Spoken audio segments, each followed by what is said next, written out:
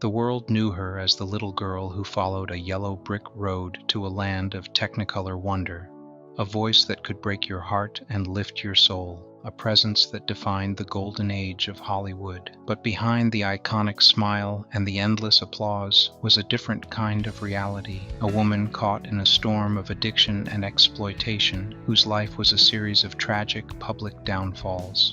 When Judy Garland died at just 47, she left behind a legacy of music, movies, and unfulfilled promise. But she also left behind something far more important: 3 children, each of whom would have to navigate their own lives in the shadow of her towering and often tumultuous fame.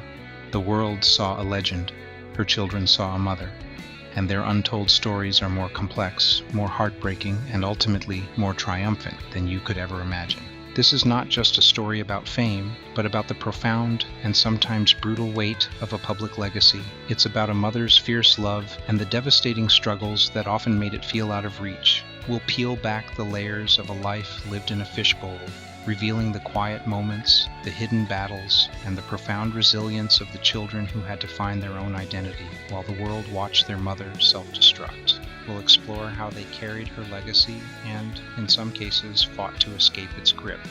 But what was it really like to grow up in that whirlwind? To have a mother who was a superstar one moment and a fragile, struggling human the next? We've all seen the headlines, the late-night talk show appearances, the legendary comebacks, and the heartbreaking cancellations. But what was happening in their quiet, private lives? We'll go beyond the public persona to reveal how Liza Minnelli, her first child, was thrust into the role of a caregiver from a shockingly young age, becoming her mother's confidant and protector. We'll explore the unique bond between Judy and her second daughter, Lorna Luft, who would later become a fierce advocate for her mother's memory, battling the media's tragic narrative with loving, personal truths. And finally, we will uncover the story of Judy's youngest and only son, Joey Luft, who chose a life of quiet dignity and privacy, a life far away from the fame that consumed his mother, and yet still a life dedicated to preserving his family's honor. From the dazzling heights of Broadway to the depths of personal tragedy, each of her children would find their own way. One would become a legend in her own right, fighting to escape her mother's shadow. Another would become a fierce protector of her memory, a living tribute, and the last would choose a path of quiet privacy, a life far from the spotlight that consumed his mother. This is the hidden story of the Garland children, a story of fame, family, and the search for their own place in the world. Judy's background, the girl who had to sing. To understand her children, you must first understand the mother they knew. Judy Garland was born Frances Ethel Gumm in 1922, a child of vaudeville. Her talent was a burden almost from birth. Her mother, Ethel, was a stage mother of the most classic, relentless kind, pushing her 3 daughters relentlessly. At just 2.5, little Frances was already on stage, her powerful voice already turning heads. But with that talent came a price. The studios, particularly MGM, saw a commodity, not a child. They controlled her diet, her sleep, and her body with a brutal regimen of pills. Amphetamines to keep her thin and energized during grueling 72-hour work weeks, and barbiturates to force her to sleep. This cycle of dependency started when she was just a teenager and would define the rest of her life. Judy's early success was a rocket ship. The Wizard of Oz launched her into immortality, but it was far from a fairy tale behind the scenes. She was lonely, overworked, and constantly told she wasn't pretty enough. She was forced to wear a corset to conceal her budding figure and was given a constant stream of medication to manage her weight and energy. This abuse created a deep well of insecurity and a dependence on substances that would never truly leave her. Her personal life was as chaotic as her professional one, a series of tumultuous marriages and broken promises. This pattern of professional control and personal turmoil was a stark reality that would ultimately impact her children in profound ways. Judy's fame was a double-edged sword. It gave her a voice that resonated with millions, but it also trapped her in a cycle of performance and dependency. And in all that chaos, there was one constant source of light: her children. But as Judy's star began to dim, as the studio system that had built her also began to destroy her, a new generation was about to emerge. Her children, raised in the eye of this hurricane, were coming of age. They inherited not just her talent, but also the weight of her legacy and the ghosts of her struggles. The public saw Judy's final, tragic acts, but they didn't see what was happening at home. And it's here that we must turn to the first and most famous of her children. Liza Minnelli, stepping out of the shadow. Born in 1946 to Judy and her second husband, director Vincente Minnelli, Liza was destined for the spotlight. She was born into Hollywood royalty, and her upbringing was a blend of glamorous parties and quiet moments, with a mother who, despite her public image, was fiercely loving. But Liza's childhood was also defined by a unique pressure. Unlike her younger siblings, she was old enough to see the full, terrifying scope of her mother's illness and addiction. She was often a confidant and a caretaker, a role that forced her to grow up far too fast. Liza once said she became her mother's best friend at an early age, a bond that was both a blessing and a heavy burden. Liza had a front row seat to the best and worst of her mother's life. She was with Judy during her triumphant comeback concerts at the Palace Theater, watching the audience roar with a love that Judy herself often struggled to feel.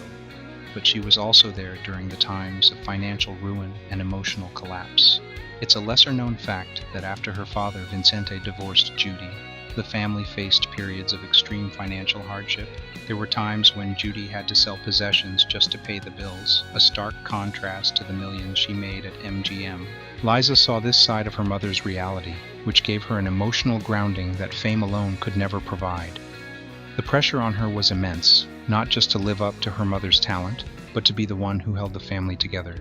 The parallels between mother and daughter were so striking, both in their immense talent and their personal insecurities, that Liza often felt she was fighting a battle on two fronts, to become her own woman while still being a devoted daughter.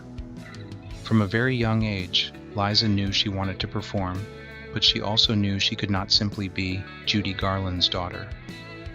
She moved to New York at 16, away from Hollywood, to forge her own path. And in a stunning display of talent and sheer will, she did. She won a Tony Award at 19, an Oscar at 26, and eventually achieved the coveted EGOT status. She became a powerhouse of stage and screen, a style icon with her signature pixie cut and bold outfits. But the shadow of addiction that haunted her mother also followed Liza. She publicly battled alcoholism and substance abuse, a heartbreaking echo of her mother's life. However, unlike her mother, Liza survived. She chose sobriety and recovery, a different path that showed a resilience born from watching her mother's struggles. She didn't just inherit her mother's talent, she inherited her spirit and the determination to keep going even when the stage lights dimmed. Lorna Luft, the keeper of the flame. 5 years after Liza, Judy had her first child with her third husband, producer Sid Luft. Lorna Luft was born in 1952 and grew up with a different set of dynamics. While Liza was the big sister and a fellow performer, Lorna had a special relationship with her mother and was fiercely protective of her. Lorna has often spoken out to correct the public's perception of her mother as a tragic figure. "People want my mother to be unloved and tragic, but she wasn't," Lorna has said. She saw Judy as a victim of her circumstances and her addiction, but also as a woman with an incredible sense of humor that became a family's lifeline. Lorna's unique role as her mother's companion and confidant is a crucial, often overlooked part of the story. She was the one who would run out to the stage to hold her mother's hand and offer a quiet word of support during a particularly difficult performance. It was a role she carried with immense love and grace, even as a child. A little-known fact is that Lorna would often be the one to protect her mother from paparazzi or overzealous fans, stepping in with a maturity far beyond her years. This protective instinct, born from her childhood, would define her later life. Lorna made her stage debut alongside her mother and siblings at just 11 on The Judy Garland Show. She would go on to have a successful career in her own right, primarily on Broadway and in stage shows. A little-known detail is that when her mother was preparing for her triumphant 1967 Palace Theater run, she gave 14-year-old Lorna and her younger brother Joey a prominent place on the bill. Judy didn't just share the stage with her kids, she truly showcased their talent, a sign of her immense pride in them. Lorna would later tour with a one-woman show titled Songs My Mother Taught Me, a loving and personal tribute to her mother's music and memory. This was more than a performance. It was an act of public healing and a way to share the real Judy with the world. Tragically, like her mother and sister, Lorna has also faced significant health struggles, including a public battle with breast cancer and a brain tumor. Yet, through it all, she has maintained a positive outlook, a testament to the find the funny attitude her mother instilled in her. Lorna's life has been a quiet but powerful act of preserving her mother's legacy, not as a victim, but as the complicated, loving, and humorous woman she was. Her journey has been a powerful echo of her mother's resilience, a refusal to be defeated by illness or tragedy, and a determination to keep singing no matter what. Joey Luft, The Private Life. Judy's youngest and only son, Joey Luft, was born in 1955. His experience was vastly different from his sister's. While he performed with his family as a child, he ultimately chose a life far from the spotlight. Joey was just 14 years old when his mother died, a formative age to lose a parent, let alone one as iconic and troubled as Judy Garland. He was the one who often had to ask his father, "Is she sick?" when her behavior was erratic, and his father would explain the heartbreaking reality of her addiction. Growing up, Joey saw the full spectrum of his mother's life, the adoration and the anguish, which gave him a profound understanding of the cost of fame. He was not a performer like his sisters, and he never felt the pull to follow in his family's footsteps, recognizing early on that the public spotlight came with a price he was unwilling to pay. Joey's journey is one of immense courage. He chose a career behind the camera, studying photography and sound, and working on various film productions.